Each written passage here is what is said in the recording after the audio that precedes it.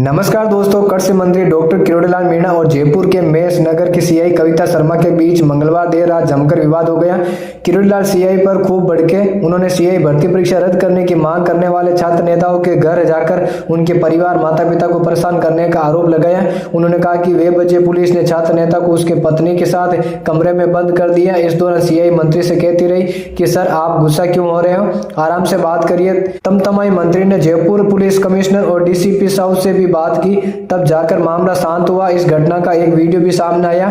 इस विवाद के बाद बुधवार को किरोड़ीलाल मीणा ने गृह राज्य मंत्री जवाहर सिंह बेडम से मुलाकात की। उन्होंने कहा कविता शर्मा को गिरफ्तार किया जाना चाहिए, वो खिलाड़ी नहीं है, फिर भी खेल कोर्ट से नौकरी हासिल की, उस पर केस दर्ज है। कविता शर्मा की नौकरी फर्जी तरीके से लगी है। इस दौरान मीणा के साथ छात्र नेता विकास विदुड़ी, उसके पत्नी अनिता गुर्जर, छात्र मंजू शर्मा भी मौजूद थे। मंगलवार देर रात करीब 11:30 बजे मेष नगर सीआई कविता शर्मा एसआई भर्ती रद्द करने की मांग रहे छात्र नेता विकास विदुड़ी के घर पहुंची थी। मेष नगर के महावीर नगर में विदुड़ी अपनी पत्नी अनिता गुर्जर के साथ किराए पर रहता है। रात करीब 11 बजे इसकी बने किरोड़ीलाल को लगी, वो भी फौरन वहां पहुंचे। आज की दूसरी बड़ी खबर, देवेंद्र फडणवीस महाराष्ट्र के अगले मुख्यमंत्री हो गए।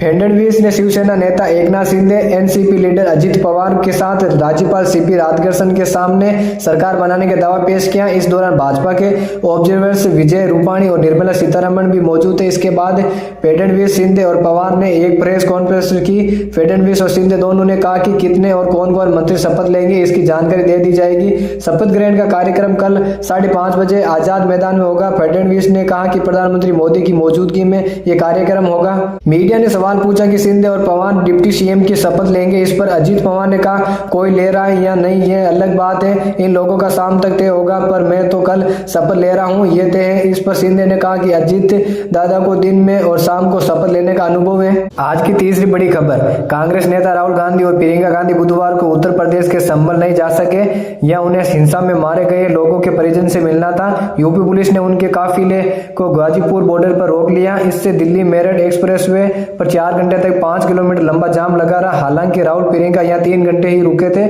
जाम की वजह से ट्रैफिक में फंसे लोग नाराज हो गए। उनकी कांग्रेस कार्यकर्ताओं से झड़प हुई, लोगों ने कांग्रेस कार्यकर्ताओं को पीट दिया। इससे पहले राहुल ने भी अफसरों से बातचीत की, कहा मैं पुलिस की गाड़ी में अकेले जाने को तैयार हूं, लेकिन अफसर राजी नहीं हुए। राहुल हाथ में संविधान लेकर कार पर चढ़ गए, मीडिया को संबोधित किया। इसके बाद राहुल प्रियंका दिल्ली लौट गए। उन्होंने कहा अब 6 दिसंबर को संभल जाएंगे।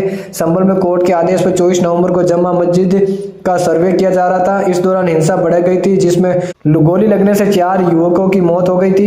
इससे पहले शनिवार को सपा और रविवार को कांग्रेस के डेलीगेशन ने भी संभल जाने का ऐलान किया था। हालांकि पुलिस ने जगह जगह घेराबंदी करके किसी को संभल नहीं जाने दिया। आज की चौथी बड़ी खबर, किसान आंदोलन को लेकर उपराष्ट्रपति जगदीप धनखड़ ने मंगलवार को सीधे कृषि मंत्री शिवराज सिंह चौहान से कई सवाल किए। उन्होंने शिवराज सिंह और इशारा करते हुए कहा कृषि मंत्री जी आपका एक एक पल भारी है, मेरा आपसे आग्रह है और भारत के संविधान के तहत दूसरे पद पर विराजमान व्यक्ति आपसे अनुरोध कर रहा है कि कृपया करके मुझे बताएं कि किसान से क्या वादा किया गया था और जो वादा किया गया था वे क्यों नहीं निभाया गया।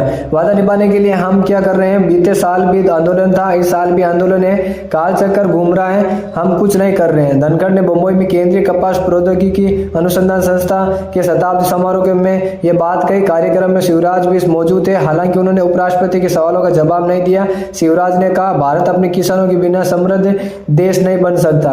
पहली बार मैंने भारत को बदलते हुए देखा, पहली बार मैं महसूस कर रहा हूं कि विकसित भारत हमारा सपना नहीं लक्ष्य है। दुनिया में भारत कभी इतनी बुलंदी पर नहीं था। जब ऐसा हो रहा है तो मेरा किसान परेशान और पीड़ित क्यों है। यह समय मेरे लिए कष्टदायक है क्योंकि मैं राष्ट्र धर्म से ओतप्रोत हूँ। दुनिया में हमारी साख पहल कभी इतनी नहीं थी। भारत का प्रधानमंत्री आज विश्व के शीर्ष नेताओं में गिना जाता है। मोदी ने दुनिया को संदेश दिया कि समाधान केवल बातचीत से ही निकल सकता। ऐसे में किसानों की समस्या दूर की जाए। विकसित राष्ट्र का दर्जा पाने के लिए प्रत्येक नागरिक की आय में 8 गुना वृद्धि करनी होगी। कौन है वे लोग जो किसानों को कहते हैं कि उसके उत्पाद का उचित मूल्य देंगे। आज की 5वीं बड़ी खबर, नोएडा में दलित प्रेरणा स्थल पर धरना दे रहे किसानों को पुलिस प्रशासन ने जबरन उठा दिया। इस दौरान पुलिस के किसानों से झड़प हो गई, जमकर धक्का-मुक्की भी हुई। इस दौरान पुलिस ने किसानों और धरने पर बैठी महिलाओं को उठाना शुरू कर दिया। कई किसानों को पुलिस ने हिरासत में ले लिया। इससे अन्य किसान भड़क गए, उनकी गाड़ियों को पुलिस ने क्रेन से उठाना लिया। पुलिस की जबरन गिरफ्तारी के बाद 2 महिला किसान बेहोश हो गए। साथ ही महिलाओं ने पानी की छींटे डालकर उन्हें होश में लाया गया। इसके बाद पुलिसकर्मी उन्होंने रोडवेज बस तक लेकर पहुंची। करीब 3-4 बसों में किसानों को भरकर सूरजपुर पुलिस लाइन में ले जाया गया, जहां से सभी किसानों को पुलिस लुकेसर जेल लेकर पहुंची। इस दौरान कड़ी सुरक्षा रही। बसों के आगे पीछे पुलिस की गाड़ियां चलती रही। इस दौरान किसान बस में सरकार विरोधी नारे लगाते रहे। वही धरना स्थल राष्ट्रीय दलित प्रेरणा स्थल पुलिस कमिश्नर लक्ष्मी सिंह भी पहुंचे। इससे पहले मंगलवार सुबह धरना स्थल पर भारतीय किसान यूनियन टिकैत के पवन खटाना ने किसानों को संबोधित किया। उन्होंने पुलिस प्रशासन पर दबाव डालकर बहादुर करने का आरोप लगाया। किसानों का कहना है कि प्रशासन की मंशा ठीक नहीं लग रही। गांव में पुलिस फोर्स लगा रखा है। किसान नेताओं को हाउस अरेस्ट कर रखा है। कुछ लोगों का थाने पर बैठा रखा है। किसानों का कहना है कि ऐसे दबाव में वार्ता नहीं करेंगे, जेल जाने को हम तैयार हैं। हम यहाँ जेल जाने को ही आए हैं। यूपी के किसान दिल्ली कुछ एक हफ्ते तक नहीं करेंगे। ये फैसला किसान नेताओं ग्रेटर नोएडा और यमुना प्राधिकरण के अधिकारियों के साथ हुई बैठक के बाद लिया गया। इसके बाद नोएडा एक्सप्रेस में बैरिकेडिंग हटा दी गई और आवाजाही शुरू हो गई। किसानों ने अपनी मांगों पर फैसला लेने के लिए केंद्र सरकार को 1 हफ्ते का समय दिया। इस दौरान किसान दलित प्रेरणा स्थल पर आंदोलन करेंगे। अगर 1 हफ्ते में मांग नहीं मानी गई तो किसान फिर से दिल्ली कूच करेंगे। सोमवार दोपहर 12 बजे किसान नोएडा के महामाया फ्लाईओवर के पास इकट्ठा हुए। संसद का घेराव करने के लिए दिल्ली की तरफ बढ़े तो पुलिस ने किसानों को दलित प्रेरणा स्थल पर रोक दिया। किसानों की पुलिस से नोकझोंक हो गई। पुलिस ने किसानों को रोकने के लिए दिल्ली यूपी को जोड़ने वाले चिल्ला बॉर्डर पर जगह जगह बैरिकेडिंग कर दी थी। हालांकि वज्रवान और आरएएफ के जवान तैनात थे। ड्रोन से निगरानी हो रही थी। नोएडा एक्सप्रेस वे दोनों तरफ से बंद होने और वाहनों की चेकिंग के चलते 5 किलोमीटर लंबा जाम लग गया। आज की छठी बड़ी खबर, मंत्री डॉक्टर किरोड़ीलाल मीणा ने एक बार फिर अपनी ही सरकार में पुलिस और इंटेलिजेंस पर गंभीर सवाल उठाए। किरोड़ी ने खुद के राइजिंग राजस्थान और पीएम की सभा में बाधा डालने वाले इंटेलिजेंस रिपोर्ट भेजे जाने का दावा किया। साथ ही ये आरोप लगाया कि कुछ अधिकारियों की ओर से उनकी छवि खराब कर उनके और सीएम के बीच दूरी पैदा की जा रही है। दरअसल मंगलवार रात को मेष नगर थाना अधिकारी कविता शर्मा कुछ स्टूडेंट को पकड़ने गई थी। सूचना पर मंत्री किरोड़ी भी पहुंचे थे। इस दौरान कविता शर्मा और किरोड़ी के बीच तीखी बहस हो गई। इसी मुद्दे को लेकर किरोड़ी बुधवार सुबह गृह राज्य मंत्री जवाहर सिंह बेडम के यहाँ पहुंचे। यह मीडिया से बातचीत के दौरान किरोड़ी ने चेतावनी और बड़े लहजे में कहा कि मैं सामने से वार करता हूं, पीठ में छुरा नहीं घूमता जैसे मेरे भाई को 2 साल में घोंपा गया।